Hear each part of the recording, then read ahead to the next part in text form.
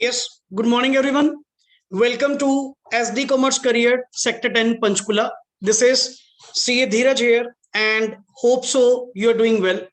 In the previous lecture, chapter 9, that is all about accounts of companies के regarding, हमारा section 135 running था. 135 is all about corporate social responsibility के regarding, and कुछ points हम discuss कर चुके हैं एंड प्रोबेबली एंड पॉजिटिवली आज हमारा चैप्टर 9 के ऊपर लास्ट डे होगा एंड कमिंग डे से आप लोगों को नया topic that is chapter 10 that is audit of companies के रिगार्डिंग टू क्या करवाऊंगा, स्टार्ट करवाऊंगा. क्लियर. सो आज जो भी कंटेंट हमारा पेंडिंग है सीएसआर के अंदर, क्योंकि मोर और लेस सर एक just reading point of view से ही है, मेन जो मेरे टॉपिक थे वो मैं already discuss in the last class कर चुका रिगार्डिंग द सीएसआर कमेटी को लेकर, सीएसआर इंप्लीमेंटेशन को लेकर, एक सीएसआर की पॉलिसी जो वेबसाइट पे आपको प्लेस करनी होगी and various points like net profit की जो डेफिनेशन हम लोगों ने रीड आउट की. जस्ट 5 मिनट्स की पहले एक समरी आप लोगों के साथ क्रिएट कर रहा हूं एंड आफ्टर दैट नया टॉपिक क्या करेंगे, स्टार्ट करेंगे. स्टार्टिंग से अगर मैं बात करूं, सीएसआर कमेटी हमारे ऊपर यहाँ पे एप्लीकेबिलिटी में क्या आया सर, वो थ्रेशोल्ड तो हमारी वही थी, तीन हमारी मेन थ्रेशोल्ड थी, जिसमें सबसे पहले नेटवर्थ आपकी कितनी थी 500 करोड़ और मोर, टर्नओवर आपकी कितनी थी 1000 करोड़ और मोर, और नेट प्रॉफिट 5 करोड़ और मोर. अगर आप इस थ्रेशोल्ड में फॉल करेंगे देन आपको 135 के अकॉर्डिंग वन इज एक तो सीएसआर एक्सपेंडिचर करना होगा, नंबर 2 आपको अपने यहां पे सीएसआर कमेटी बनानी होगी. देन हमारा टॉपिक आया सीएसआर कमेटी को लेकर कि सीएसआर कमेटी में सर एटलीस्ट आपके 3 और मोर डायरेक्टर होंगे. 3 और मोर में 1 एटलीस्ट आपका क्या होना चाहिए, इंडिपेंडेंट डायरेक्टर होना चाहिए. बट सर अगर आपकी कंपनी के केस में 149 जो सब सेक्शन 4 इंडिपेंडेंट डायरेक्टर वाला कॉन्सेप्ट अगर एप्लीकेबल नहीं है तो इन दैट केस एटलीस्ट आपके 2 से ज्यादा डायरेक्टर अगर होंगे तो वो भी काम चलेगा. क्लियर. जैसे प्राइवेट कंपनीज के केस में, ओपीसी के केस में आपने पढ़ा कि सर 2 डायरेक्टर्स ही मिनिमम होते हैं या सिंगल डायरेक्टर ही होता है, तो वही अकेला वो कमेटी को क्या कर सकता है, हेड कर सकता है. ऐसा कोई कंपल्शन 3 और मोर वाली नहीं है. तो अकॉर्डिंग टू दैट आप वहां पे चेकआउट कर सकते हैं. और एग्जम्पशन की अगर मैं बात करूं, एग्जम्पशन में रिलैक्सेशन में आपने क्या रीड आउट किया कि अगर आपका सीएसआर का expenditure amount to be spent by the company under section 135 if does not exceed 50 lakh rupees then sir आपको सीएसआर कमेटी बनाने की जरूरत नहीं है. ये हमारा एक इंपॉर्टेंट पॉइंट ई पॉइंट के अंदर हमने क्या किया था, डिस्कस किया था. देन सर आए duties of CSR committee. CSR committee की क्या ड्यूटीज हैं, फंक्शंस हैं, पावर्स हैं, वो हमने यहाँ पे लॉट ऑफ टाइम डिस्कस किया. मेन पॉइंट, 5th पॉइंट जिसके बारे में डिस्कस करूंगा, amount to be spent on CSR. कितनी अमाउंट आपको स्पेंड करनी पड़ेगी, क्या प्रोविजन थी जी, कितनी अमाउंट, 2%. 2% किसका, एवरेज नेट प्रॉफिट्स नहीं, नेट प्रॉफिट्स ऑफ किसका, लास्ट 3 इयर्स या प्रीसीडिंग 3 फाइनेंशियल ईयर्स की एवरेज नेट प्रॉफिट्स का, 3 साल की एवरेज का 2% आपको क्या करना होगा, एक्सपेंडिचर करना होगा. कहां करना है वो हम बताएंगे, कहां करना है हम बताएंगे. और कुछ पॉइंट आप डिस्कस भी कर चुके थे, what are not to be covered under CSR expenditure. Clear. कौन से ऐसे एक्सपेंडिचर हैं जो सीएसआर एक्सपेंडिचर की डेफिनेशन में नहीं होंगे.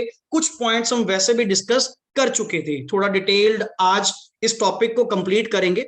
बट सर अब लेट इट बी, जिसको आपने एक नई यहां पे अमेंडमेंट कही जो लास्ट सेशन के अंदर हमारी आई कि सर अगर मान लीजिए अब 2% से ज्यादा होता है, समटाइम्स आप कौन सा गिनकर वहां पे एक्सपेंडिचर कर रहे हैं कि 2% ही करना है. समटाइम्स आपका जो एक्सपेंडिचर है वो 2% से एक्सीडिंग हो जाता है, तो कोई इशू नहीं सर, आप उसको नेक्स्ट आगे कैरी फॉरवर्ड कर सकते हैं. जितनी भी अमाउंट आज आपने ज्यादा खर्च कर दी आप उसको कैरी फॉरवर्ड कर दीजिए एंड नेक्स्ट ईयर में आप उसको सेट ऑफ कर सकते हैं. ऐसा कोई दिक्कत नहीं है.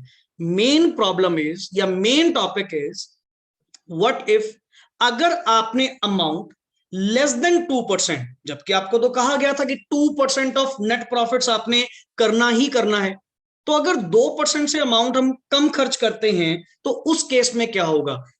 ज्यादा नहीं सर, हमने फोर्स आपको जो किया वो किस पॉइंट के लिए किया? खर्च तो देखो जी करना पड़ेगा, आज करो या कल करो, बट एक्सपेंडिचर तो आपको करना पड़ेगा।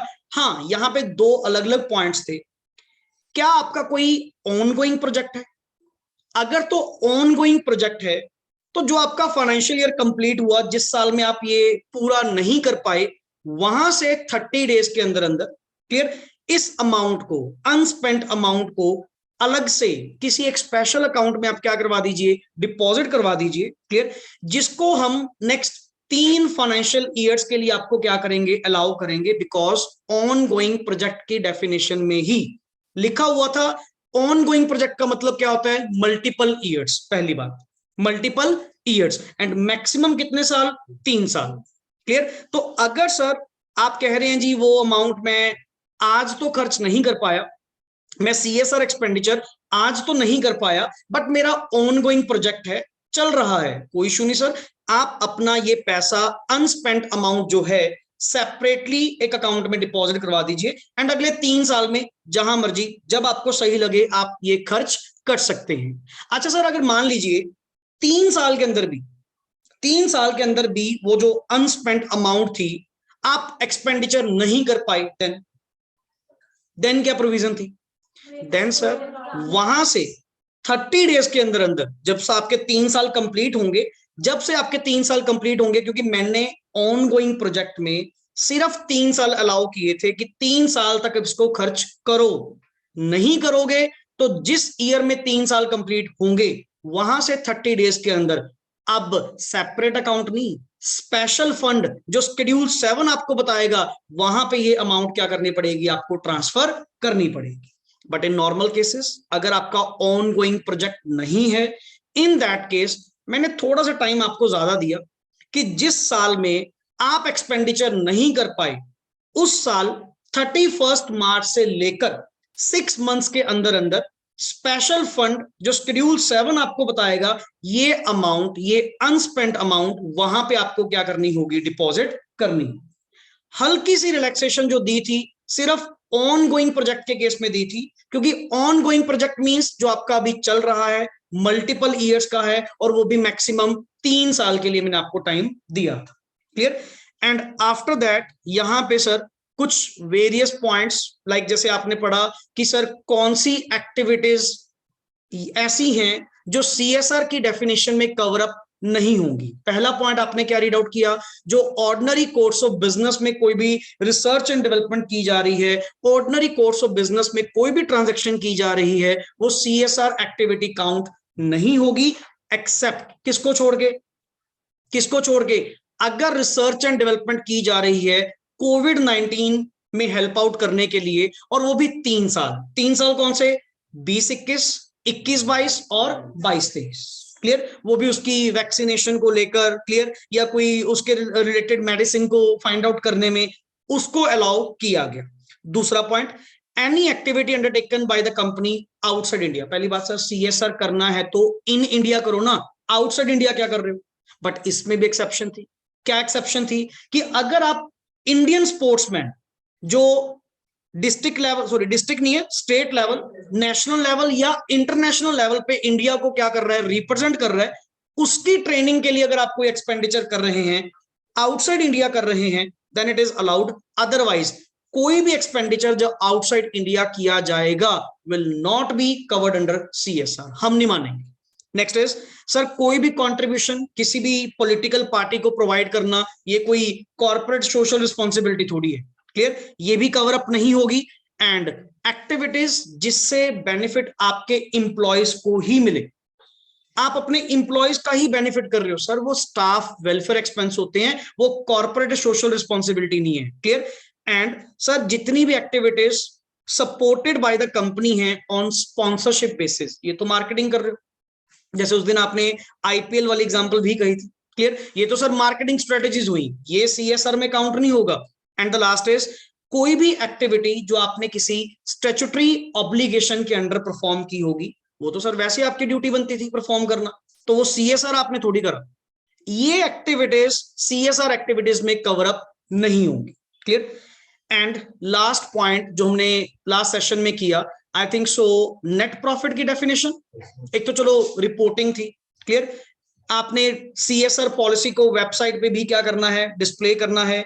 सीजी के पास पावर्स हैं कि वो आपको डायरेक्शन दे सकते हैं। And 13th point is main point, sir जो नेट प्रॉफिट है ना, नेट प्रॉफिट आप कैसे कैलकुलेट करेंगे? First of all in accordance with section कौन सा, 198, हम आपको बताएंगे नेट प्रॉफिट के अंदर क्या इंक्लूड होगा, कैसे कैलकुलेट होगा, किसको इंक्लूड नहीं करना, ये हम आपको गाइड करेंगे। सर आपका क्या पता, आप तो नेट प्रॉफिट जितना मर्जी निकाल दो। पहली बात, फाइनेंशियल स्टेटमेंट्स किसने बनाई, मैनेजमेंट ने बनाई। अब मैनेजमेंट तो पूरी कोशिश करेगी कि हम सीएसआर के अंदर कवर ना हो, समझ गए ना। तो सर नेट प्रॉफिट आपके अकॉर्डिंग नहीं, नेट प्रॉफिट हम बताएंगे उसमें क्या आएगा क्या नहीं आएगा। तो एक्सक्लूजन में 2 पॉइंट आपने पढ़े। पहली बात तो आपने क्या कहा जी, 198 के अकॉर्डिंग। एक्सक्लूजन में 2 पॉइंट थे। पहला, ओवरसीज ब्रांच, ओवरसीज ब्रांच और ब्रांचेस से जितना भी प्रॉफिट आपकी कंपनी को आ रहा है, clear, that means foreign branch, in simple words, foreign branches से जितना भी प्रॉफिट आपको मिल रहा है और आपके हेड ऑफिस के अंदर मर्ज है, सर वो सारा एक्सक्लूड कर दो, बाहर निकाल दो, उनके ऊपर सीएसआर की पॉलिसी एप्लीकेबल नहीं। हमने आपको सीएसआर 135 कॉर्पोरेट सोशल रिस्पॉन्सिबिलिटी उस प्रॉफिट के ऊपर एक्सपेंडिचर करने को कहा जो प्रॉफिट आपने कहां से कमाया, इंडिया से। अब जो फॉरेन ब्रांचेस से आ रहा है उसके ऊपर किस बात की सीएसआर एक्सपेंडिचर भाई, नहीं सर, उसको इंक्लूड नहीं करना। एंड दूसरी बात, अगर आपको किसी दूसरी इंडियन कंपनी से, किसी दूसरी इंडियन कंपनी से क्या मिल रहा है, डिविडेंड, एंड वो कंपनी जिससे मिल रहा है ना, वो ऑलरेडी सेक्शन 135 के अकॉर्डिंग क्या होती है, कवर अप होती है, देन सर वो डिविडेंड भी मेरे नेट प्रॉफिट्स के अंदर इंक्लूड नहीं होगा। बिकॉज डबल थोड़ी लेंगे, जिस कंपनी से डिविडेंड मिल रहा है वो ऑलरेडी 135 के अंदर कवर्ड है और आप मेरे पे दोबारा फिर ले रहे हो, नहीं सर, डबल डबल नहीं चलेगा। तो ये 2 एक्सक्लूजन आपने मेन यहां पे क्या करनी है, याद करनी है। और रही बात फॉरेन कंपनी में, एक सेक्शन 381, क्योंकि सर फॉरेन कंपनी की जो फाइलिंग होती है ना, फॉरेन कंपनी की जो प्रेपरेशन ऑफ फाइनेंशियल स्टेटमेंट्स होती हैं वो एज पर सेक्शन 381 के अकॉर्डिंग होती हैं। तो उनका भी प्रॉफिट जो तुम निकालोगे फॉरेन कंपनीज का, अच्छा what do you mean by foreign company, incorporated outside India but has a place of business in India, तभी उसको फॉरेन कंपनी बोल रहा हूं ना।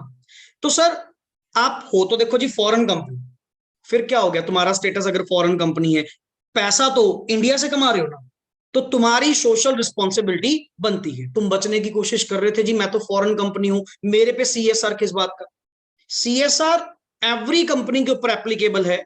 ये कॉन्सेप्ट हमने कभी नहीं रीड आउट किया, हमने तो सिंपल ये कहा अगर आप इनपुट आउटपुट इंडिया में ही कर रहे हो, जिसको वर्ड बोलते हैं सारा का सारा बिजनेस, पैसा कमाना आप कहां से कर रहे हो, इंडिया से कर रहे हो, चाहे तुम कोई कंपनी हो, तुम्हारे ऊपर 135 की कवरेज होगी। हाँ, सब्जेक्ट टू थ्रेशोल्ड्स, ऐसा नहीं कह रहा कि 135 लगेगा, मतलब तुम कवर होगे अगर थ्रेशोल्ड तुम्हारे ऊपर क्या है, लग रही है, क्लियर। बट आप ये नहीं कहेंगे कि सर मेरे केस में तो मैं तो फॉरेन कंपनी हूं, मेरे पे 135 क्यों अप्लाई किया जा रहा है, अप्लाई तो सर आप पे भी होगा, क्लियर है कॉन्सेप्ट। तो ये कुछ लास्ट सेक्शन के अंदर, लास्ट सेशन के अंदर हम लोगों ने ये डिस्कशंस की थी। आज का हमारा टॉपिक, पेज नंबर कौन सा जी, सीएसआर 9.16, ये वाला करना था, सीएसआर इंप्लीमेंटेशन। एक पॉलिसी हम लोगों ने रीड आउट की थी ना, कि पहली बात तो आपको सीएसआर कमेटी बनानी होगी, एंड जहां पे सीएसआर कमेटी होती है वहां पे पॉलिसी को डिजाइन करना, इंप्लीमेंट करवाना किसकी रिस्पॉन्सिबिलिटी है, सीएसआर कमेटी। एक एनुअल फॉर्मल प्लान बनाकर देना, कैसे आप इनिशिएटिव्स लेंगे, कहां कहां एक्सपेंडिचर करेंगे, अमाउंट ऑफ एक्सपेंडिचर कितनी होगी, ये कंप्लीट रिस्पॉन्सिबिलिटी किसकी थी, सीएसआर कमेटी की। तो थोड़ा सा अब बता भी दो कि इस सीएसआर को कैसे इंप्लीमेंट करवाया जाएगा बोर्ड के थ्रू, क्लियर, कि बोर्ड नेक्स्ट आगे इसको कैसे इंप्लीमेंटेशन में लेकर आएगा। Yes please, the board shall, number 1, the board shall ensure that the CSR activities are undertaken by the company itself or Yes. through a company established under section 8 of the act. देखो sir simple सी बात, हम आपको थोड़ी सी एक और benefit दे देते हैं। Sometimes मान लो कंपनी कह रही जी हमें क्या पता अब कहाँ पे हम एक्सपेंडिचर करें, कहाँ पे हम दान पुण्य करें, ठीक है ना, और हम अपना काम करें या इस चक्कर में लगे रहें। कोई जरूरी नहीं है कि सीएसआर एक्टिविटी आपके हाथ से ही होनी चाहिए। हम कुछ इंप्लीमेंटेशन में आपको पॉइंट बता रहे हैं कि बोर्ड या कंपनी अगर खुद करना चाहती है तो आप खुद भी कर सकते हो।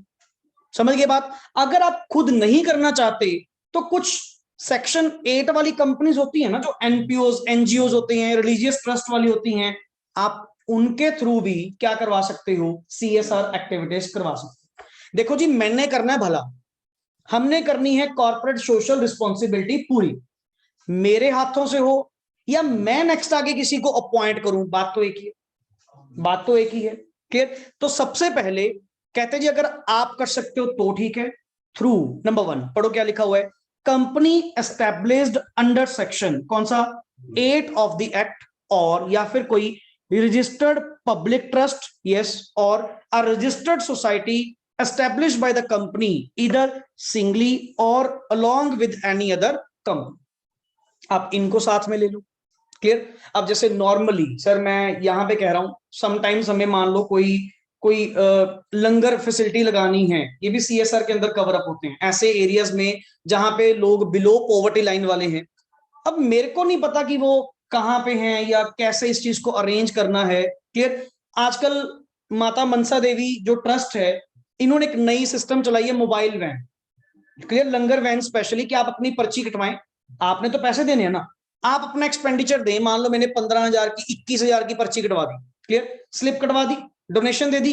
अब आप जहां चाहेंगे, आपने कुछ नहीं करना, उनके पर्सन खुद जाएंगे, वहां पे जाकर उनको जिस एरिया में आप कहेंगे वहां पे वो फैसिलिटी क्या करेंगे, प्रोवाइड करेंगे। ठीक है सर, कुछ जरूरी थोड़ा कि सीएसआर एक्टिविटी मैं ही करूं, कंपनी ही करे, कंपनी के बोर्ड ही करे। सर आप नेक्स्ट आगे जो सेक्शन 8 की कंपनीज हैं, कोई पब्लिक ट्रस्ट हैं, कोई रिलीजियस सोसाइटीज हैं, इनके थ्रू भी करवा सकते हो, बात तो एक ही है।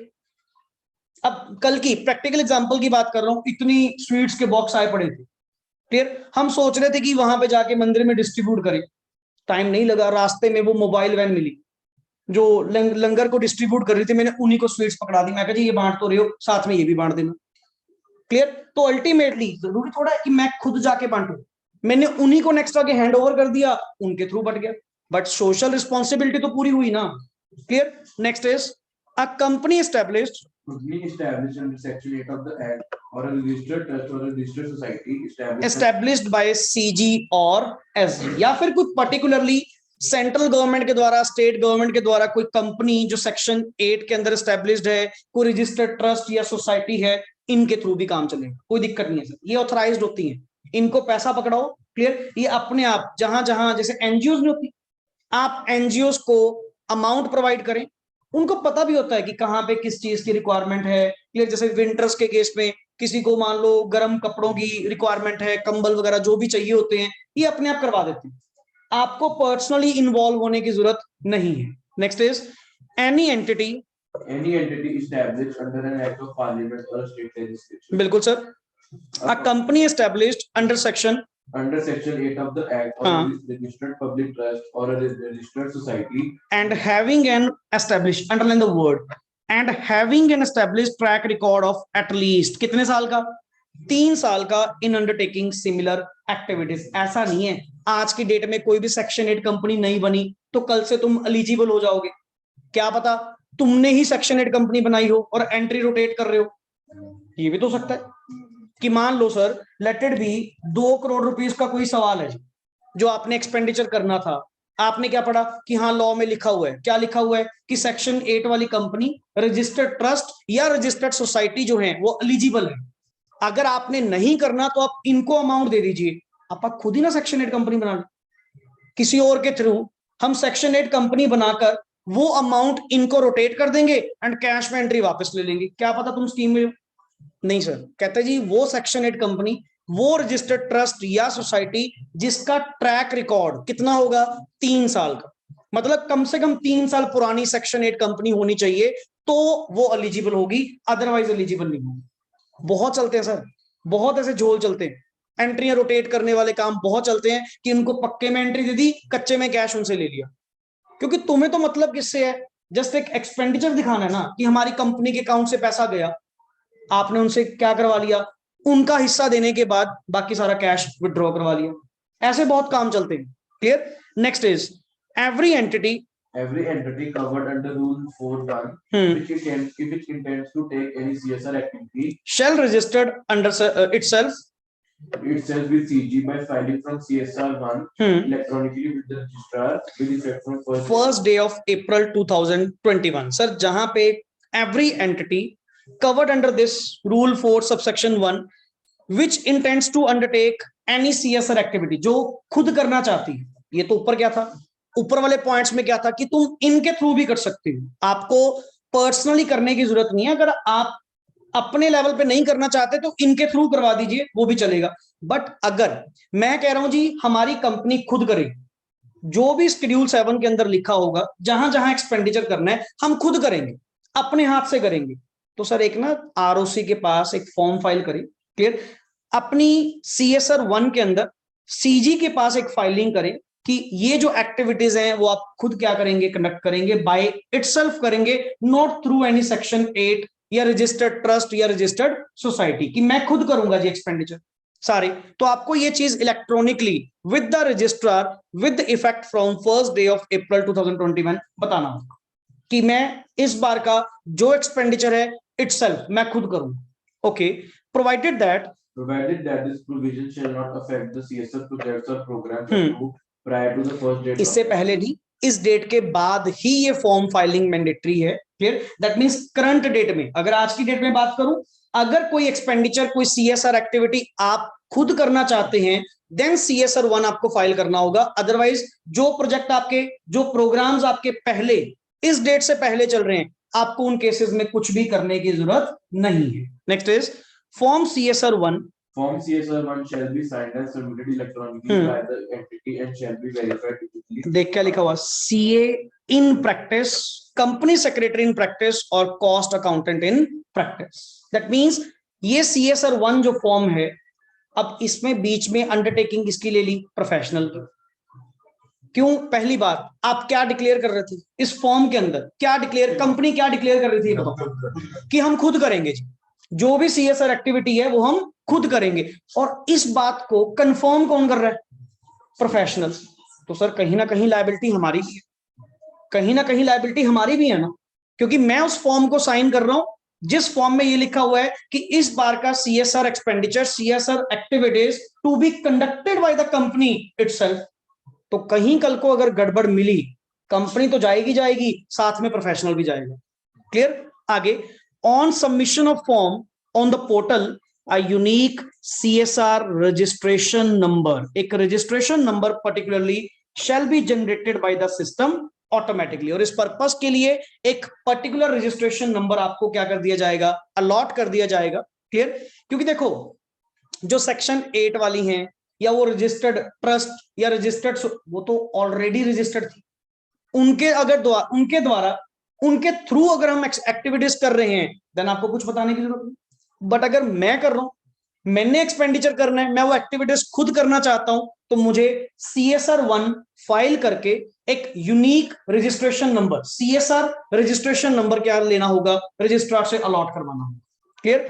Next is a company may engage international organizations for designing, monitoring and evaluation of the CSR projects or programs as per its CSR policies, as well as for capacity building of their own personnel for CSR। Sir आप international organisations को, उनकी भी help आप ले सकते हैं for the designing, monitoring and evaluation करने के लिए। Clear. And capacity building of personnel, कि जैसे CSR एक्टिविटीज करने में आपका कौन सा कोई बहुत बड़ा एक्सपीरियंस है, आपको कौन सा पता है कि कहां कहां एक्सपेंडिचर आप कर सकते हो, तो अगर कोई स्पेशल इंटरनेशनल ऑर्गेनाइजेशन भी बनी हुई है इस लेवल पे, तो आप उनकी भी हेल्प आउट ले सकते हैं इस काम में। क्लियर। एज सच कुछ नहीं है कि सर आपको ही अपने लेवल पे करना होगा, आप उनकी भी हेल्प आउट ले सकते हो इस काम में। आगे, अ कंपनी में also collaborate with other companies for undertaking projects or programs or CSR activities in such a manner that the CSR committees or of respective companies are in position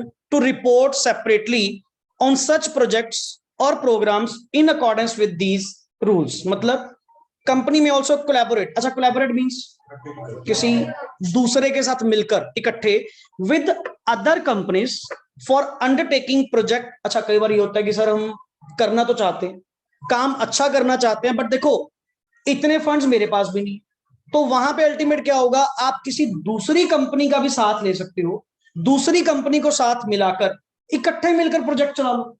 हो सकता है सर आपका जो project है वो है तो बढ़िया, बट उसमें एक्सपेंडिचर बहुत ज्यादा है, तो मैं चाहता हूं कि किसी दूसरी कंपनी को साथ में लेकर या अदर कंपनीज की हेल्प लेकर हम कोलैबोरेशन में उस प्रोजेक्ट को क्या करें, कंप्लीट करें। क्लियर? यस प्लीज आगे। The board of a company, The board of a company shall satisfy itself that the funds so disbursed have been utilized for the purposes and in the manner as approved by it, and the CFO or the person responsible for financial management shall certify to the effect। इसको important mark कर लीजिए। The board of company shall satisfy itself कि जितने भी funds डिस्बर्स्ड हुए, disburse मतलब sanction हुए, जो लीव हुए हमारी ओर से भेजे गए, have been utilised for the purpose and in the manner as approved by it. जहां कहा था, जहां होने चाहिए थे, जितना कहा था उतनी ही अमाउंट उसी पर्पस के लिए क्या हुई है, यूज हुई है। And the CFO or the person responsible for the financial management shall certify to the effect। Clear?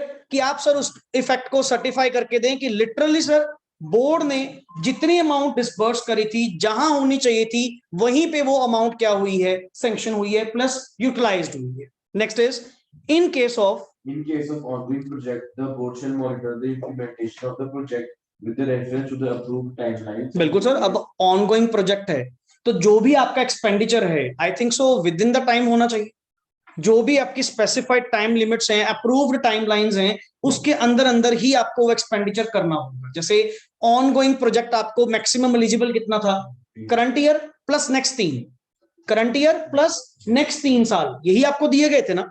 And year wise allocation and shall be competent to make modification if any for smooth implementation of the project within the overall permissible time period। overall permissible कितना था, 3 years। तो year wise कितना कितना expenditure करना है, कहां पे expenditure करना है, ये सारी थिंग्स आपको बोर्ड को क्या करनी चाहिए, टाइम टू टाइम मॉनिटर करनी चाहिए कि जितना expenditure year wise approved timelines के अकॉर्डिंग जहां जहां होना चाहिए था and with in the permissible time limit जो होना चाहिए था, क्या हो रहा है या नहीं। क्लियर? इसको साइड पे लिख, board shall monitor, BOD, board shall monitor CSR on ongoing project. Ongoing project कि ऑनगोइंग प्रोजेक्ट के ऊपर जितना भी CSR हो रहा है उसके ऊपर सर बोर्ड को टाइम टू टाइम क्या करना चाहिए, मॉनिटरिंग करनी चाहिए, उसके ऊपर इंप्लीमेंटेशन चेकआउट करो कि प्रॉपर वे से इंप्लीमेंट हो पा रहा है या नहीं। क्लियर? नेक्स्ट इज, आगे बढ़िए जी, यहां तक क्लियर? 1 मिनट लो, सारे पॉइंट्स जितने भी हैं दोबारा देखो फटाफट जल्दी, एक स्क्रीनिंग करो क्या क्या पॉइंट्स थे। फर्स्ट पॉइंट में क्या था जी, सर कोई जरूरी नहीं है कि CSR एक्टिविटी आपको खुद ही करनी पड़ेगी, आप थ्रू नेक्स्ट ऑन जो आपकी सेक्शन 8 रजिस्टर्ड पब्लिक ट्रस्ट या रजिस्टर्ड सोसाइटीज जो हैं उनके थ्रू भी करवा सकते हैं, जो कि एस्टैब्लिश्ड बाय CG और SD हैं। क्लियर? बट यहां पे सेक्शन 8 की कंपनी, रिलीजियस ट्रस्ट या जो आपकी रजिस्टर्ड सोसाइटी है, डजंट मीन कि फ्रेशली इनकॉर्पोरेटेड, एटलीस्ट 3 साल जिसका ट्रैक रिकॉर्ड हो सिमिलर एक्टिविटीज में, वो एलिजिबल होंगी। ओके, आफ्टर दैट अगर आप ये एक्सपेंडिचर, ये एक्टिविटीज आप खुद से कर रहे हैं, देन आपको एक फॉर्म अलग से फाइल करना होगा CSR 1 के नाम से, जो कि सर्टिफाइड बाय किसके द्वारा होगा, प्रोफेशनल के द्वारा। प्रोफेशनल कौन कौन थे, CA in practice, CS in practice and cost accountant in practice. Clear sir? इनके द्वारा वो आपको सर्टिफाई करवा के फाइल करना होगा with the registrar, and registrar आपको एक CSR यूनिक रजिस्ट्रेशन नंबर क्या कर देगा, अलॉट कर देगा। क्लियर? एंड ये form not for every project, only for those project जो 1 अप्रैल 2021 के बाद किए जाएंगे, जो आपके पहले ऑनगोइंग है उनको चलने दीजिए। क्लियर? और बोर्ड ऑनगोइंग प्रोजेक्ट्स के रिलेटेड सारी प्रॉपर इंप्लीमेंटेशन उसकी मॉनिटर करेगा कि जो अप्रूव्ड टाइमलाइंस के अकॉर्डिंग एक्सपेंडिचर होना चाहिए था, ईयर वाइज एलोकेशन जितनी होनी चाहिए थी, एंड परमिसिबल टाइम लिमिट के अंदर जो एक्सपेंडिचर होने चाहिए थे क्या वो हो रहे हैं या नहीं। Clear? So this is all about CSR implementation. Now CSR expenditure पे आओ। रूल 7, मोर और लेस आज का जो हमारा टॉपिक है, जितना भी मैं बार बार क्यों आपको रिवाइज करवा रहा हूं, क्लियर, या साइड पे जितने भी वर्ड्स मैं आपको बार बार क्यों कह रहा हूं लिखा करो, क्योंकि नेक्स्ट टाइम इतना टाइम हमारे पास नहीं होगा जब आप रिवीजन करेंगे कि डिटेल में ईच एंड एवरी वर्ड आपको लर्न करना पड़ेगा। तो उसको इजी कैसे बनाना है, जो मेन मेन वर्ड्स हैं उसको अंडरलाइन कीजिए एंड साइड पे एक शॉर्ट समरी क्या करें, क्रिएट करें। क्लियर? ताकि अपनी लैंग्वेज पढ़कर एक वो वर्ड रीड आउट कर मुझे पता लगे कि अंदर क्या लिखा हुआ। Clear? Yes, the CSR expenditure. Padhiye, the board shall ensure that the administrative overhead shall not exceed 5% of the total CSR expenditure of the company for the financial year. बिल्कुल। Administrative overhead means the expenses incurred by the company for general management and administration of CSR function। लो कहते हैं जितना, अब let it be, तुम्हारा CSR expenditure पता कितना निकल के आया, 2 crore. Let it be example। इसको देखो, अब तुम एडमिनिस्ट्रेशन ओवरहेड तो करोगे ना, इस एक्टिविटीज को कंट्रोल करने के लिए मे बी कोई पर्सन भी अपॉइंट हो, कमेटी भी होएगी, ओवरऑल खर्चे भी होंगे। इतना तो तुम सीएसआर नहीं कर रहे जितना तुमने इसको मैनेज करने पे खर्चा लगा दिया। क्लियरली बोल दिया कि अगर सीएसआर एक्टिविटीज कर रहे हो, सीएसआर एक्सपेंडिचर कर रहे हो, टोटल सीएसआर एक्सपेंडिचर का 5% से ऊपर तेरे एडमिनिस्ट्रेटिव ओवरहेड जाने नहीं चाहिए। मतलब ये सारा सिस्टम कंट्रोल करने के लिए, एडमिनिस्टर करने के लिए 2 करोड़ का 5% कितना हुआ, 10 लाख। सर 10 लाख से ऊपर इतना तो तुम किसी का भला नहीं कर रहे जितना खुद का कर रहे। पता लगा जी 30 लाख रुपए खर्चा तो किस पे कर दिया, इसको एडमिनिस्ट्रेशन करने में लगवा दिया, गलत है, not allowed. Total administrative overhead shall not exceed, क्या लिखा हुआ है, 5% of total CSR expenditure of the company for the financial year। and आगे बढ़िए, it means the expenses incurred by the company for general management and administration of CSR functions in the company, but shall not include the expenses directly incurred for designing, implementation, monitoring, evaluation of a particular CSR project or program। क्योंकि वो तो फिर उसके अंदर count होगा ना, जो किसी पर्टिकुलर प्रोजेक्ट या पर्टिकुलर प्रोग्राम के ऊपर डिजाइन का खर्चा, इंप्लीमेंटेशन, मॉनिटरिंग, इवैल्यूएशन का खर्चा, वो तो उसमें काउंट होगा, वो जर्नल ओवरहेड्स के अंदर थोड़ी आएगा। जर्नल ओवरहेड्स के अंदर कौन आया, जो ओवरऑल एडमिनिस्ट्रेशन क्या होंगे, चार्जेस होंगे। Clear? Yes, any surplus arising out of CSR activities shall not form part of the business profit of a company and shall be plowed back मतलब वापस लगाना। क्लियर? अब जैसे नॉर्मली सर लंगर लगा के, अब कुछ लोग होते हैं दान पुण्य तो वहां पे भी करके जाते हैं, मैं कहूँ जी तो मेरे को प्रॉफिट हो रहा है, ये प्रॉफिट नहीं है, उल्टा वहां से भी जो आएगा वो भी कहां पे लगाना पड़ेगा, उसी एक्टिविटी में ही लगाना पड़ेगा। क्लियर? Yes please. प्लोड बैक, मैं कहूँ जी देखो कितनी अच्छी इन्वेस्टमेंट है, पैसे लगाए उधर से रिटर्न आनी स्टार्ट हो गई। अब जो आ रहे हैं वो तो नेचुरली डोनेट करेंगे कुछ ना कुछ, तो वो डोनेशन भी आपको प्लोड बैक करनी पड़ेगी, वापस उसी में लगानी होगी। Clear? into the same project or shall be transferred to किसमें, unspent CSR account में and spent in pursuance of CSR policy and annual action plan of the company or transfer such surplus amount to a fund जो schedule 7 के according होगा within। Main word तो ये तो ऊपर आपको वेज बता के गया था कि उस अमाउंट का करना क्या है। अपने पास नहीं रखने लगाने तो उसी प्रोजेक्ट में है, उसी में या नेक्स्ट आगे किसी में लगा दो, बट खर्च करने पड़ेंगे, और वो भी with in a period of कितने, 6 month from the expiry of financial year. आपको वो या तो प्लॉट बैक खर्च करने होंगे, नहीं तो अनस्पेंट सीएसआर अमाउंट की तरह वो एक स्पेशल फंड जो शेड्यूल 7 में लिखा हुआ था वहां पे डिपॉजिट करवा दीजिए, बट ये बिजनेस प्रॉफिट नहीं है। समझ गए बात? सरप्लस समझ में आया? सरप्लस का मतलब क्या है कि सर समटाइम्स सोशल रिस्पॉन्सिबिलिटी पूरा करते हुए भी बहुत लोग साइड बाय साइड आपको कंट्रीब्यूट करते हैं कि चलो आप अच्छा काम कर रहे हो, मैं भी आपको कुछ देना चाहता हूं, डोनेट करना चाहता हूं। तो ये मत समझो कि वो रिटर्न है, कि वो आपके बिजनेस प्रॉफिट्स हैं। आपको वो अमाउंट भी साथ में क्या करनी होगी, एक्सपेंडिचर करनी होगी। नेक्स्ट इज, अच्छा पॉइंट है ये वाला, clear? Next is where a company spends where a company spends an amount in excess of requirement provided in the section 135, हाँ, shall such excess amount be set off against the requirement to be spent under section 135 up to immediate succeeding 3 financial years. वो पढ़ा था carry forward and set of, वही point है sir कि sir हो सकता है किसी साल आपने एक्सपेंडिचर क्या कर दिया, ज्यादा कर दिया, बट आपको एक्सपेंडिचर तो मान लो 2 करोड़ करना था, मैंने जी वहां कितना कर दिया, 2.5 करोड़ कर दिया। आप कह रहे हैं जब करेंगे तो काम अच्छा करेंगे, नहीं करेंगे, सिंपल सा पॉइंट। अब जब करने लगे हैं तो सोचकर थोड़ी करूंगा कि 2 करोड़ ही लगाना है। कोई अच्छा काम हो रहा है यार, 10-20 लाख ऊपर लग भी गया, कोई दिक्कत नहीं है, ठीक है ना। अब इतना खर्चा करके अब 10-20 लाख के बारे में सोचेंगे क्या? इतनी तो मेंटेलिटी परहेज करो। अब जहां इतना खर्च करने के लिए तैयार हो गए तो मैं इतने के लिए छोड़ूंगा? मैं कहा तू इस बार तो कर। और यही एक बेनिफिट किसने प्रोवाइड करा? कंपनीज एक्ट में। कहते हैं अगर बाय चांस अगर आप कभी ज्यादा कर भी देते हो ना, कोई दिक्कत नहीं है, आप उस एक्सेस अमाउंट को कैरी फॉरवर्ड करें and immediate next 3 succeeding financial year के अंदर आप अपनी उस अमाउंट को क्या कर लीजिए, set of.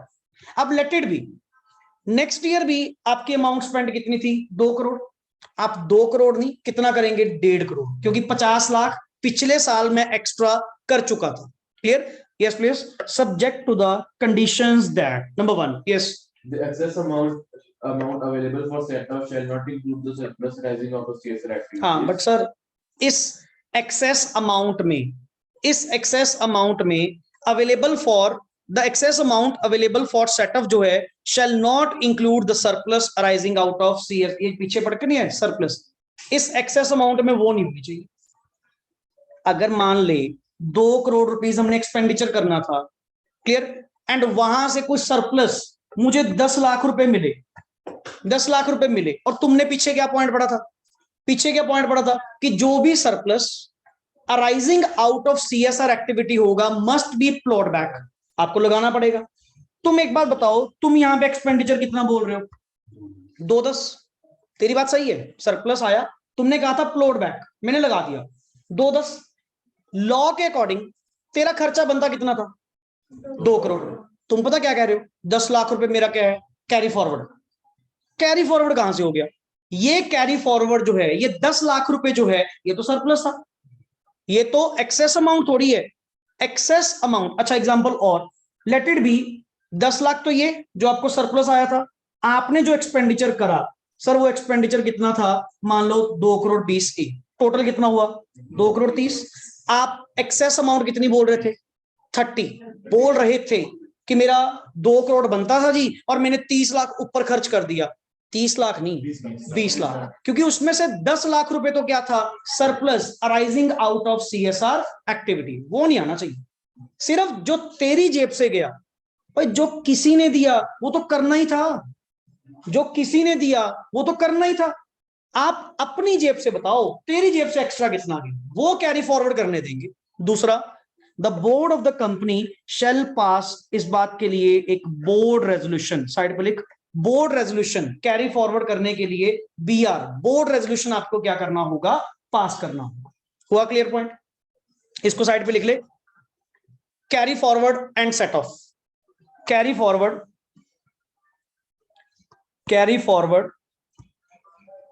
And set of, और अंडरलाइन कर लेना 3 इयर्स वाला point, succeeding, immediate succeeding 3 financial years. Clear?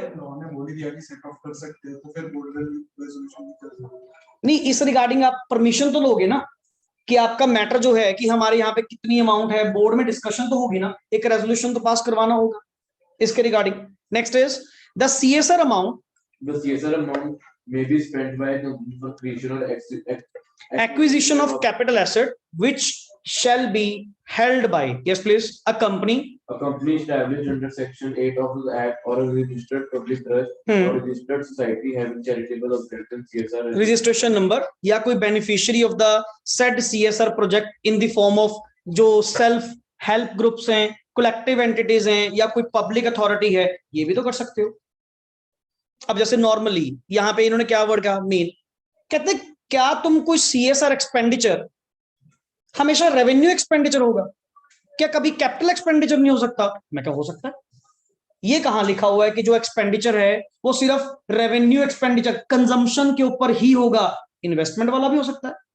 हाँ, बट कैपिटल एसेट दे सकते हो, कैपिटल एसेट के ऊपर तुम खर्चा कर सकते हो, बट वो capital asset to be used by किसके द्वारा?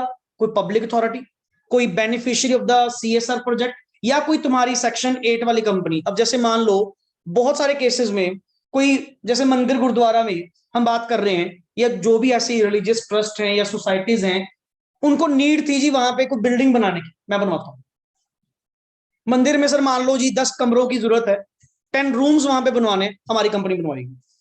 अब वो रूम्स बनाना रेवेन्यू एक्सपेंडिचर तो नहीं है तो कैपिटल एसेट। क्या वो कैपिटल एसेट मेरी है, कंपनी की? नहीं। किसकी है? सेक्शन 8 वाली कंपनी, रजिस्टर्ड पब्लिक ट्रस्ट या रजिस्टर्ड सोसाइटी, या कोई beneficiary of the said project या पब्लिक अथॉरिटी। जैसे नॉर्मली सर पब्लिक टॉयलेट्स बनवाना, अब प्रमोशन तो बहुत है इसके रिगार्डिंग, अब हमारी कंपनी बनवा रही है। जिस चीज की नीड है, सोशल रिस्पॉन्सिबिलिटी पूरी करनी है, तो जिस मर्जी केस में करो।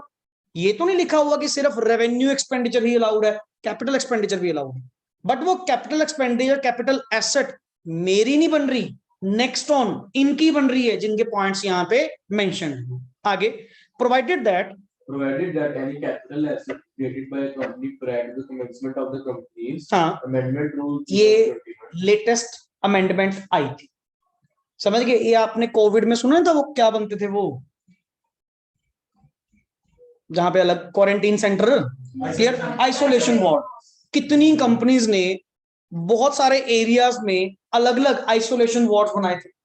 ये उस पॉइंट से भी कैपिटल एसेट का पॉइंट आया, अमेंडमेंट पास की गई। जरूरी नहीं होता कि रेवेन्यू एक्सपेंडिचर ही सीएसआर एक्सपेंडिचर होता है, अगर कैपिटल नेचर का भी है तो भी वो अलाउड, प्रोवाइडेड दैट इस अमेंडमेंट के आने से पहले अगर कोई capital asset created by the company होगी, shall within a period of कितना, 180 days. From the such commencement comply with the requirement of this rule. आप कंप्लाई करवा दीजिए, वो भी एक्सपेंडिचर एलिजिबल करवा देंगे। नहीं, पहले तो अलाउड नहीं था ना, पहले तो कैपिटल एसेट के ऊपर किया गया खर्चा अलाउड नहीं था। आप इस रिक्वायरमेंट के अकॉर्डिंग पूरा करवा दीजिए, विच मे बी एक्सटेंडेड। और बाकी ये 180 डेज ना, फर्दर और भी एक्सटेंड हो सकते हैं, नॉट मोर देन 90 डेज, मतलब 90 डेज और भी। 180 प्लस 90 कितना हो गया? टोटल 270 डेज के अंदर आप अपना कंप्लायंस पूरा करवा दीजिए। वो कैपिटल एसेट जो क्रिएटेड बाय द कंपनी है बिफोर दिस अमेंडमेंट, वो भी एलिजिबल करवा देंगे, वो भी सीएसआर एक्सपेंडिचर के अंदर कवर अप करवा देंगे, but with the approval of, क्या लिखा हुआ है, board, based on reasonable justification. Because हमारे अकॉर्डिंग तो डेज 270 नहीं है, 180 प्लस 90 है, एंड प्लस 90 अगर बोर्ड रेजोल्यूशन पास करेगा या अप्रूवल देगा विद रीजनेबल जस्टिफिकेशन तो क्लियर, अदरवाइज ये अपनी सर न्यू अमेंडमेंट थी। क्लियर, नेक्स्ट इज, ये तो हो गया था सीएसआर रिपोर्टिंग। शेड्यूल 7 लो जी, एक बार इस पे फटाफट स्क्रीनिंग करो जल्दी। आफ्टर दैट शेड्यूल 7 हमारा लास्ट है। इसमें तो मोर और लेस सारे ही पॉइंट्स क्या हैं, क्रैमिंग वाले पॉइंट्स हैं कि ये जो एक्सपेंडिचर है कहां कहां पे आप कर सकते हो, क्योंकि नंबर ऑफ टाइम्स सेक्शन 135 के अंदर शेड्यूल 7 नंबर ऑफ टाइम्स हम बोल चुके। तो वो शेड्यूल 7 है क्या, रीड करते हैं। एक्टिविटीज स्पेसिफाइड इन शेड्यूल 7, सबसे पहले पढ़िए। The board shall ensure that activities included by a company in the CSR policy fall within the purview of the activities included in Schedule 7. बिल्कुल सर, क्योंकि आपने तो हमें एक बात कहा था, सीएसआर पॉलिसी में कौन से एक्सपेंडिचर अलाउड होंगे, दैट आर मेंशन्ड अंडर, कहां पे, शेड्यूल 7, और पॉलिसी में वही इंक्लूड करना जो शेड्यूल 7 में लिखे होंगे। तो क्या है ये शेड्यूल 7, पढ़िए। Schedule 7 contains such activities which may be undertaken by the company in pursuance of its CSR policy. The activities specified in Schedule 7 are as under. Number 1, पढ़िए, eradicating hunger, poverty and malnutrition, promoting health care including preventive health care, sanitation including contribution to Swachh Bharat Kosh set up by, मैं अभी वो public toilets की example दी ना, ये allowed है, स्वच्छ Bharat, clear, set up by CG for the promotion of sanitation and making available safe drinking water। अगर इस related to आप कोई भी expenditure कर रहे हैं, that will be counted as CSR activity and counted as CSR expenditure। बिल्कुल सही है। दूसरा, funds may be spent for various activities related to COVID-19, हाँ such as promotion of healthcare, हाँ including preventive healthcare and sanitation. जैसे मान लो हमारी company ने एक पर्टिकुलर डॉक्टर्स की टीम हायर की हुई है एंड जगह जगह जाकर हम कोरोना की टेस्टिंग करवा रहे हैं, क्लियर। तो एक्सपेंडिचर तो वहां पे भी हो रहा है ना, प्रिवेंटिव हेल्थ केयर तो हम भी करवा रहे हैं, हमारी कंपनी करवा रही है। तो कहते हैं क्या कोविड-19 एलिजिबल है? यस, पर्टिकुलरली स्पेशली एमसीए की जर्नल सर्कुलर नीचे देख 10/2020 डेटेड 23 मार्च 2020 को ये नोटिफिकेशन आ चुकी थी। कोविड-19 के रिगार्डिंग जितना भी एक्सपेंडिचर कंपनी करेगी will be counted as CSR activity, clear. Next is, अच्छा पहला वर्ड क्या था? Hunger, poverty, sanitation. 3 वर्ड थे मेन, बाकी तो सर अंदर डिटेल तो बहुत कुछ है, जस्ट एक याद रखने के लिए साइड पे लिखते जाइए, क्लियर। हंगर, पॉवर्टी और एक क्या था? सैनिटेशन। सैनिटेशन के अंदर ही आ गया ना, हेल्थ केयर वगैरह सारा कुछ इसके अंदर। नेक्स्ट आगे नंबर 2 पढ़िए जी। promoting education, including special education and employment, enhancing vocational skills especially among children, women, elderly and differently abled and livelihood enhancement project। अब जैसे मान लो सर एजुकेशन को प्रमोट करने के लिए कोई स्पेशल एजुकेशन या एम्प्लॉयमेंट एनहांसिंग वोकेशनल स्किल्स। बहुत सारी बड़ी कंपनीज क्या करती हैं, जो अनएजुकेटेड एरियाज होते हैं, जो बैकवर्ड एरियाज होते हैं, वहां पे ना वोकेशनल स्किल्स के कोर्स स्टार्ट करवा देती है।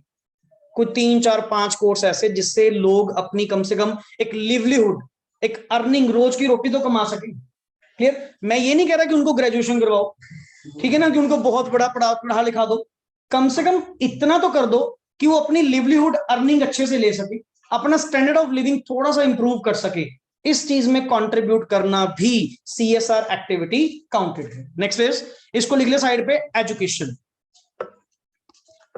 एजुकेशन नेक्स्ट आगे, promoting gender equality, हाँ empowering women, setting up homes and hostels for women and orphans, हाँ, setting up old age homes, home day care centers and such other facilities for senior citizens, orphanage side पे लिख लो, orphanage अनाथालय जैसे word बोलते हैं orphanage, clear. या gender equality side पे एक और वर्ड लिख लो, orphanage and gender equality, clear. Gender equality से आपको वुमेन एम्पावरमेंट याद आएगी ना उस पॉइंट से। Next is ensuring environmental sustainability, थोड़ा एनवायरमेंट के रिगार्डिंग तो भी आएगा। इकोलॉजिकल बैलेंस मेंटेन करने के लिए, सस्टेनेबल डेवलपमेंट को प्रमोट करने के लिए, रिसोर्सेज की ऑप्टिमम यूटिलाइजेशन के लिए, अवेयरनेस जो आप लोग क्रिएट कर रहे हैं, ये एक्सपेंडिचर भी आपके सीएसआर में कवर अप होंगे। पढ़िए, protection of flora and fauna, that means अपनी बायोडाइवर्सिटी, जो हमारी बायोडाइवर्सिटी है उसको होल्ड ऑन करने के लिए, ताकि वो लॉस ऑफ बायोडाइवर्सिटी ना हो, इस रिगार्डिंग टू जो आपके एक्सपेंडिचर होंगे। Conservation of natural resources, maintaining quality of soil, air and water, clear. जैसे एक लास्ट ये कंट्रीब्यूशन, इसको लिख अंडरलाइन कर, क्लीन गंगा फंड। ये सेस भी लगाए गए थे, cess means kind of tax. जो स्वच्छ भारत लगा था ना पीछे एक बार, जब सर्विस टैक्स होता था, अब तो जीएसटी आ गया। स्वच्छ भारत सेस पहले 0.5% लगाया जाता था, अब भी है। क्लीन गंगा फंड आपसे लिया जाता, क्लियर। तो नॉर्मल है सर, ये कुछ एरियाज में जहां से आपसे कंट्रीब्यूशन लिया जाएगा, एंड वो कंट्रीब्यूशन डायरेक्टली किस पर्पस के लिए? इन पर्पसेस के लिए। तो ये भी सीएसआर एक्टिविटी काउंटेड है, clear. Yes, next is protection of national heritage, art and culture, including restoration of buildings and sites of historical importance and works of हाँ art। वही है ना, डायरेक्टली सब इन सबका बेनिफिट किसको जा रहा है? जा तो सरकार को रहा है ना, कि अगर हिस्टोरिकल मॉन्यूमेंट्स को बचाने के लिए उनको आप मान लो क्या करवाते हो, उनकी रेनोवेशन करवाते हो, क्लियर। अपने नेशनल हेरिटेज, आर्ट या कल्चर को सेव करने के लिए, उनकी प्रमोशन के लिए, प्रोटेक्शन के लिए जो भी खर्चा करेंगे सर, वो भी आपके अकॉर्डिंग सीएसआर एक्टिविटी काउंटेड होगी। जैसे setting up public libraries, promotion and development of traditional arts and handicrafts, clear. करता तो कौन है, बट अल्टीमेट शेड्यूल 7 में सब कुछ इन्होंने क्या कर रखा है? कवर अप कर रखा है कि आप इनमें से कोई भी एक्सपेंडिचर करोगे ना, यही सीएसआर एक्टिविटी काउंट होंगे, इनके अलावा कोई काउंट नहीं होगा, क्लियर। सो नेक्स्ट इज, अच्छा इसमें वर्ड हमने क्या लिखा था? एनवायरमेंट, एनवायरमेंट प्रोटेक्शन लिख लो साइड पे वर्ड, एनवायरमेंट प्रोटेक्शन। और इसमें लिख प्रोटेक्शन ऑफ, इसको तो भारत ही लिख दो, प्रोटेक्शन ऑफ नेशनल हेरिटेज। हमें तो जस्ट यहाँ पे ना कल्ला हिंट याद रखना है, क्लियर, तभी उसके कनेक्टिंग वर्ड्स हमें याद रहेंगे, बट पहले कम से कम हिंट तो पता हो कि शेड्यूल 7 में कौन कौन से वर्ड्स कवर्ड है। Next is measures for the benefit of armed forces, clear, defence के लिए, क्लियर, मिलिट्री के लिए, क्लियर, पढ़िए आगे। Armed forces veterans, for widows and their dependents, central armed police forces and central paramilitary forces, इनके case में तो बहुत होते हैं, जैसे वो लास्ट पुलवामा अटैक जब हुआ था, क्लियर, उस केस में बहुत कंपनीज ने जो विडोज थी उनकी, जो घर वाले मेंबर्स थे, उनको नौकरियां, उनको पैसे, कंपनसेशन, ठीक है ना, बहुत कुछ उन्होंने वहां पे आउट किया था।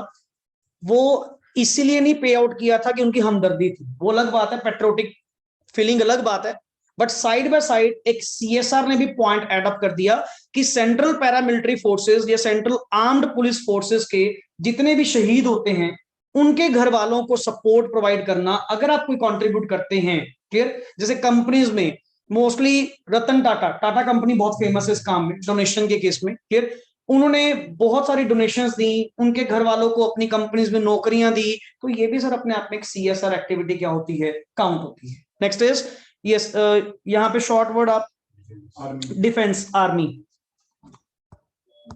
Defence army. Next is training to promote, ये तो सर पहले भी आ गया, rural sports, nationally recognised sports, Paralympic sports and Olympic sports, मतलब स्पोर्ट्स की प्रमोशन के लिए, यहां पे लिख स्पोर्ट्स, स्पोर्ट्स की ट्रेनिंग या प्रमोशन, सब कुछ कवर्ड है। नेक्स्ट आगे contribution to PM national relief fund या पीएम केयर्स फंड, जितना भी आप इसमें पीएम केयर्स में डालेंगे पैसा, सारा का सारा सीएसआर एक्टिविटी में काउंट होगा, क्लियर। सरकार तो कहती है जितना मर्जी डाल दो, पैसे पैसे कर दो हमारे यहाँ पे, पढ़िए आगे। यस, और any other fund set up by, जो सीजी होगा, फॉर किस पर्पस के लिए, सोशियो इकोनॉमिक डेवलपमेंट के लिए and relief and welfare. PM care में से पैसे जाते हैं, हेल्प के लिए जाते हैं, मतलब जेब में नहीं जाते, क्लियर, कि जितना भी कंट्रीब्यूशन यहाँ पे होता है, बहुत कंपनीज, आप कभी अगर अखबार न्यूज़पेपर ध्यान से रीड आउट करो ना, साइड पे कॉलम बना रहा होता है पीएम केयर फंड का, कि प्रीवियस बैलेंस कितना था, कल की एडिशन कितनी हुई, नेक्स्ट आगे डिलीशंस उसमें से जो अलॉट हुई, एट प्रेजेंट करंट बैलेंस कितना, मतलब इतनी ट्रांसपेरेंसी है कि पब्लिक डिस्क्लोजर डेली के डेली बेसिस पे आ रहा है, समझ रहे बात। जैसे आप ये नहीं देखा होगा, माता मनसा देवी नॉर्मली एक साइड पे बोर्ड लगा हुआ है, वहां पे प्रीवियस बैलेंस डोनेशन का कितना गोल्ड, कितना सिल्वर, सारी क्वांटिटी वहां पे क्या होती है, मेंशन्ड होती है, clear, and each and everything का वहां पे क्या है, रिकॉर्ड है, सर पब्लिकली डिस्क्लोजर दे रहे हैं। तो वो जो पैसा है, वो जो पैसा है, जैसे पीएम केयर्स में जितना पैसा है, ये नेक्स्ट ऑन, सर आप अप्लाई कीजिए, आप अप्लाई कीजिए, अगर आपका जेन्युइन केस है तो आपको पीएम केयर्स में से क्या मिलेगी, हेल्प मिलेगी, लिटरली पैसा मिलता भी, ऐसा नहीं है कि सर ये सारा का सारा पैसा पता नहीं कहां पे यूज हो रहा है, ये फंड्स मिलते हैं, बट कुछ कंडीशंस हैं, कुछ फॉर्मेलिटीज हैं, वो आपको पूरी करनी होंगी। मैं तो नॉर्मली एक वर्ड कहता हूं कि सर पॉलिसीज तो इतनी पॉलिसीज बनती हैं, हर साल बनती हैं, हम लोगों को उन पॉलिसीज की अवेयरनेस ही नहीं, अवेयरनेस ही नहीं। लिटरली आप ये बात मानो कि मतलब सरकार हर बार जो बजट पेश करती है, लाखों करोड़ों का बजट पेश करती है, कितनी पॉलिसीज बनती हैं, बट हमें एक भी पॉलिसी के रिगार्डिंग टू अवेयरनेस नहीं है, ये सबसे बड़ी कमी है। और यही कमी है करप्शन होने की, क्योंकि हमें पता ही नहीं, हम इंटरेस्ट ही नहीं लेते, हमें अपने राइट्स ही नहीं पता कि गवर्नमेंट से हमें क्या क्या मिलेगा, इतना पता जी कुछ नहीं मिलेगा, पहले पता, हम पहले माइंड मेकअप ये करके बैठे, नहीं तो अदरवाइज सर मतलब पॉलिसीज जो बनाई जा रही है ना, क्लियर, पॉलिसीज तो बन रही हैं, बट उनकी इंप्लीमेंटेशन सही वे से नहीं, उनकी एग्जीक्यूशन सही वे से नहीं है, this is the main problem. अब जैसे आज के टाइम में लिटरल जस्ट एक छोटा सा पॉइंट बोल रहा हूं, अगर कोई सेलर आपसे कोई गलत मल प्रैक्टिसेस करता है, आपको ये तक नहीं पता, या मुझे भी ये तक नहीं पता अल्टीमेटली कि कंज्यूमर प्रोटेक्शन के एक्ट के अंडर हम अपने राइट्स कैसे यूज कर सकते हैं, कहां पे जाना होगा, किस पर्सन को मिलना होगा, क्लियर, कैसे आप केस फाइल करेंगे, कैसे नेक्स्ट आगे प्रोसेस होगा, हमें कुछ नहीं पता। हम एक दिन गुस्सा होते हैं, 2 दिन गुस्सा होते हैं, तीसरे दिन भूल जाते हैं, छोड़ पड़िए, जो हो गया हो गया। ये सर मतलब अपनी जो लैक ऑफ इनिशिएटिव है ना, क्लियर, ये जो लैक ऑफ इनिशिएटिव है, इसी कारण हम लोग क्या हो रहे हैं, कहीं ना कहीं सर डाउन जा रहे हैं। अगर ये सारी थिंग्स के रिगार्डिंग अवेयरनेस हो, आपको पता हो कि सर पीएम केयर्स में से इस पर्पस के लिए अगर आपको फंड अप्लाई करना है तो कैसे करना है, क्या प्रोसीजर उसका होगा, ये सिंप्लीफाइड नहीं है ना। तभी तो आजकल जितने भी सरकारी डिपार्टमेंट भी हैं सारे ऑनलाइन कर रहे हैं। क्यों कर रहे हैं? क्योंकि सर अगर तो डिपार्टमेंट में जाओगे वहां तो होएगी करप्शन, क्लियर, क्योंकि मैनुअली वो आपकी एप्लीकेशन आगे तभी भेजेंगे जब उनके हाथ में कुछ होगा, सिंपल सी बात है।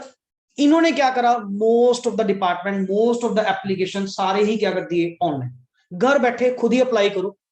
और एक चीज और है, जब ऑनलाइन अप्लाई करोगे ना, बैकएंड से वो मॉनिटर कर सकते हैं कि कौन सी एप्लीकेशन कब अप्लाई हुई एंड इतने दिन तक पेंडिंग पड़ी है। इंप्लॉई को, सरकारी ऑफिसर को फोन आने शुरू हो जाते हैं, क्या बात भाई एप्लीकेशन आगे नहीं जा रही, क्या बात भाई इतनी एप्लीकेशन इकट्ठी हो रखी है, काम नहीं कर रहे क्या?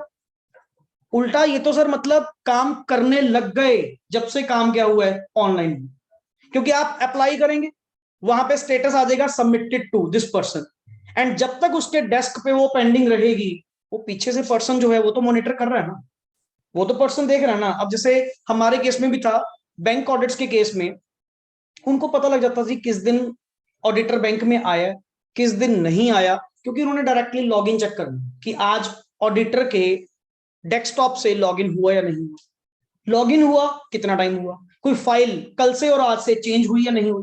एंड अगर उन्हें एक दिन देखना है, 2 दिन देखना है, तीसरे दिन कॉल आ जाती है, तीसरे दिन कॉल आ जाती है एलएचओ ऑडिट से, डिपार्टमेंट से, क्या बात सर आजकल आप बैंक नहीं जा रहे क्या, आजकल कोई आप वर्किंग नहीं कर रहे, कुछ फाइल्स वगैरह बड़ी कम हिली।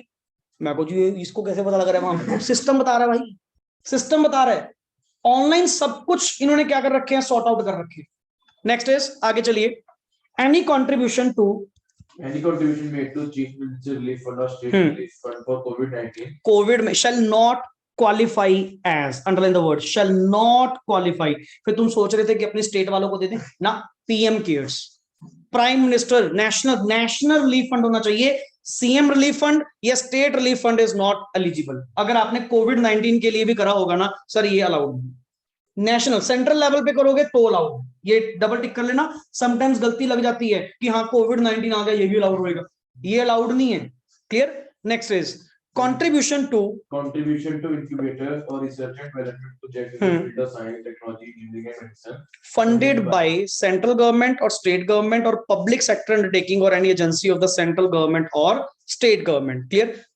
ultimately जो इन incubators को, incubators मतलब ऐसी organizations, ऐसे जो प्रॉपर रिसर्च सेंटर्स बने हुए हैं जो set up by, funded by central government या स्टेट गवर्नमेंट है, इनमें कंट्रीब्यूट करना भी अपने आप में क्या है, सीएसआर एक्टिविटी। एक आई थिंक सो पॉइंट पहले भी आया था कि रिसर्च खुद कर रहे हो वो नहीं, रिसर्च इन कोलैबोरेशन विद किसके साथ, जो शेड्यूल 7 के अंदर लिखे होंगे, तो ये वो पॉइंट्स अवेलेबल हैं। Next is contribution to public funded universities, IIT, हाँ, national laboratories and autonomous bodies established under Department of Atomic Energy, department of biotechnology, department of science and technology, department of pharmaceuticals, ministry of Ayurveda, yoga and naturopathy, यूनानी, सीधा and homeopathy जिसको आयुष बोलते हैं, clear, yes, ministry of electronics and information technology and namely defence research and development organisations, and मतलब various जितने भी ये public funded universities या डिपार्टमेंट्स हैं सरकारी जो हैं, इनमें अगर आप कोई कंट्रीब्यूशन करते हैं that will be counted as CSR activity, clear. Next is rural development projects, most common, and slum area development, इनमें अगर आप कोई एक्सपेंडिचर करते हैं that will be counted as, क्या माना जाएगा, सीएसआर एक्टिविटी, एंड इन एक्टिविटीज के ऊपर किया गया expenditure would be eligible CSR expenditure, clear. Next one, explanation पढ़िए। For the purpose of this item, the term slum area shall mean any area declared as such by CG. बिल्कुल, जिसको CG या SG ने slum area और any competent authority ने for the time being in force declare किया हुआ है, only that area, अपने आप ही किसी एरिया को स्लम एरिया मत बना देना, क्लियर। जो डिक्लेयर्ड बाय सीजी या एसजी होगा वहीं पे आपने ये रिसर्च करनी है, सॉरी एक्सपेंडिचर करना है, वहीं पे डेवलपमेंट करनी है, क्लियर। नेक्स्ट इज, ये नया पॉइंट आया था कोविड-19 के related, disaster management including relief, rehabilitation and reconstruction activities अगर आप करते हैं क्लियर। स्पेशली क्या लिखा हुआ है, any contribution made to state disaster management authority to combat कोविड-19 शेल क्वालिफाई एज, क्या लिखा हुआ है, CSR एक्सपेंडिचर। अच्छा, इसमें वो भी आते हैं जैसे फ्लड्स के केस, अर्थक्वेक के केस, वो लिखा हुआ ना rehabilitation and reconstruction activities. Clear. अब फ्लड्स जैसे आती हैं तो उस केस में मान लो बाढ़ आई, सारा पूरा का पूरा एरिया ही डिस्ट्रॉय हो गया, ठीक है ना, तो उस केस में रिहैबिलिएट, उस एरिया को दोबारा बनाना, रिकंस्ट्रक्ट करना, डिजास्टर मैनेजमेंट के अंदर क्या होता है, कवर अप होता है। तो ये एक्सपेंडिचर्स भी आपके क्या होते हैं, कवर अप होते हैं CSR एक्टिविटीज में। क्लियर। नेक्स्ट इज एक केस स्टडी है, पढ़ना ये वाली। RERA limited RERA Limited is the company incorporated under the Companies Act 2013. Having turnover कितनी है, 100 crore. नेट प्रॉफिट कितना है, 3 crore. Accumulated loss of 50 crore and security premium कितना है इनका, 300 crore as per the audited accounts of the company for the financial year 16-17. Okay, the CFO of the company informed the directors of the company that CSR committee is required to be constituted as per this act. Clear? ये CFO ने कहा कि हमारे यहाँ पे तो CSR committee बनानी होगी, बट आपको तो थ्रेशोल्ड पता है, थ्रेशोल्ड नेटवर्थ हमारी कितनी होती है, 500 करोड़ और more. Clear. Turnover 1000 and net profit 500। आगे बढ़िए। The director seek your advice as a professional regarding the criteria required to constitute CSR committee and whether it is applicable to RERA Limited or not. Clear? सबसे पहले sir, constitution of CSR committee is mandatory if इनमें से कोई भी एक condition अगर आपने satisfy करवाई, देन आपके ऊपर CSR क्या होगा, एप्लीकेबल होगा। Next is constitution of CSR committee shall be mandatory of RERA limited only if, कब होती, जब net worth of RERA Limited is 500 crore or more, as the turnover RERA Limited is not 1000 crore or more, and net profit of RERA Limited is not 5 crore or more. तो sir इनके case में तो mandatory तो है ही नहीं ultimately. हाँ, फिर तभी कहा क्योंकि दो कंडीशंस तो तुम्हें पता लगी ना कि दो तो है ही नहीं है। तो सर अगर, तभी इसने उस पॉइंट से दिया कि अगर इनकी नेटवर्थ 500 करोड़ और मोर होगी देन इनको बनाने की जरूरत है, नहीं अदरवाइज आपको कॉन्स्टिट्यूट करने की जरूरत नहीं। Is that clear? And after that ये वाले पर्टिकुलर सेक्शंस हमारे सारे कंप्लीट हो चुके। अगेन आपको दोबारा बता रहा हूं, CSR इंपॉर्टेंट है but not as such important जितना कंटेंट इन्होंने दिया हुआ है। अब जैसे शेड्यूल 7, ये जस्ट नॉलेज पर्पस के लिए। क्लियर? इसमें जस्ट आपको हेडिंग पता होनी चाहिए कि हाँ सर, इन एक्सपेंडिचर्स के ऊपर किया गया जो खर्चा है वो अपने आप में एलिजिबल एक्सपेंडिचर होगा। मेन कंटेंट इसमें से जो मैं बॉक्स आपको टिक करवा देता हूं एक बार। शेड्यूल 7 तो रीडिंग पर्पस जस्ट। क्लियर? कि कहने का मतलब आपको पता होने चाहिए कि शेड्यूल 7 के अंदर ये पॉइंट है भी या नहीं। क्लियर? एक दो बार ये शॉर्ट पॉइंट्स भी पढ़ोगे तो आपको कवर अप हो जाएंगे। इससे ऊपर टिक कर लो नेट प्रॉफिट, ये पढ़ना ही पढ़ना है, ये तो इंपॉर्टेंट है। इससे ऊपर CSR रिपोर्टिंग नंबर 10 पॉइंट। इससे ऊपर ये कौन सा था हमारा, एक्सपेंडिचर में भी एक तो अंडरलाइन तुमने कर ही रखा है 5% वाला पॉइंट जो एडमिनिस्ट्रेटिव ओवरहेड्स के रिगार्डिंग था। सरप्लस वाला नॉर्मल था, ये वाला carry forward and set of पहले आया तो था बट कंडीशंस नहीं आई थी, इसको डबल टिक कर लो। थर्ड पॉइंट इसका, थर्ड पॉइंट नीचे तो नॉर्मल है। हाँ, ये अमेंडमेंट लिख सकते हो, इसके साइड पे लिख ले कैपिटल एसेट ताकि याद रहे। कैपिटल एसेट अगर आपने कुछ जनरेट करी है। क्लियर? एंड ऊपर इंप्लीमेंटेशन में इतना कुछ नहीं, इंप्लीमेंटेशन तो नॉर्मल थी, आप जस्ट रीड करेंगे। ये इंपॉर्टेंट है आगे, ये 7th पॉइंट CSR की डेफिनेशन तो क्या, main activities not amounting to जो CSR है वो मेरा मेन कॉन्सेप्ट था। क्लियर? वो जो पॉइंट्स थे, बोर्ड रिपोर्ट भी छोड़, ये वाले ये पॉइंट मेन है जिसमें सी पॉइंट वो था ना लेस देन, कि अगर आपने अमाउंट 2% से कम स्पेंड करी तो आपको विद इन 6 मंथ या विद इन 30 डेज, डिपेंड करता है वो नॉर्मल अनस्पेंट अमाउंट है या ऑनगोइंग प्रोजेक्ट के ऊपर है। ये पॉइंट भी अच्छा था। ये तो वैसे ही ए पॉइंट तो इंपॉर्टेंट ही है, ठीक है ना। ड्यूटीज ऑफ बोर्ड कोई काम का नहीं है, CSR कमेटी की ड्यूटीज कोई काम की नहीं है। कॉन्स्टिट्यूशन ऑफ सीएसआर कमेटी ये काम का है, एंड फर्स्ट तो वैसे ही मेन है एप्लीकेबिलिटी, वो तो थ्रेशोल्ड ही है। क्लियर? तो मतलब जितने भी बड़े सेक्शंस है ना, not each and every content जो आपको गिवन है वो इंपॉर्टेंट नहीं है, थोड़ी सी आप लोगों को सिलेक्शन अभी से स्टार्टिंग से ही डेली बेसिस पे करनी हो करेगी। क्लियर? कि अभी से कंटेंट अगर सिलेक्ट कर लोगे तो नेक्स्ट टाइम आपका पढ़ने का वे भी वैसा ही बन जाएगा। क्लियर हुआ कॉन्सेप्ट? सो यहाँ पे हमारा चैप्टर 9 आज कंप्लीट होता है। क्लियर? काफी लेक्चर्स इसके ऊपर लग चुके डिटेल्ड होने के कारण, क्योंकि सीएसआर ही हमारे 2 लेक्चर्स लेगी, अमेंडमेंट्स बहुत थी पहले। इसी सीएसआर को आई थिंक सो मैंने लास्ट एक लेक्चर में कवर अप किया होगा, बट इस बार इसके ऊपर 2 लेक्चर्स लग गए। हाँ, वही बोर्ड रिपोर्ट भी टाइम ले गई, बोर्ड रिपोर्ट के अंदर रिवीजन भी हम लोगों ने सारे पॉइंट्स प्रॉपरली करे। क्लियर? नंबर ऑफ लेक्चर्स का कोई हमारे लिए पॉइंट नहीं है, नंबर ऑफ लेक्चर्स तो जितने मर्जी लगे, बट सर जो भी करो कंटेंट आपका कंप्लीट होना चाहिए। क्लियर? सो नेक्स्ट क्लास से chapter 10 that is all about company audit and it's auditors, बहुत ही इंटरेस्टिंग टॉपिक है, अच्छा टॉपिक है, वो स्टार्ट करेंगे। एंड ये दोनों टॉपिक तुम्हारा chapter number 9 and chapter number 10 at least paper में 12 से 15 नंबर की वेटेज रखते हैं।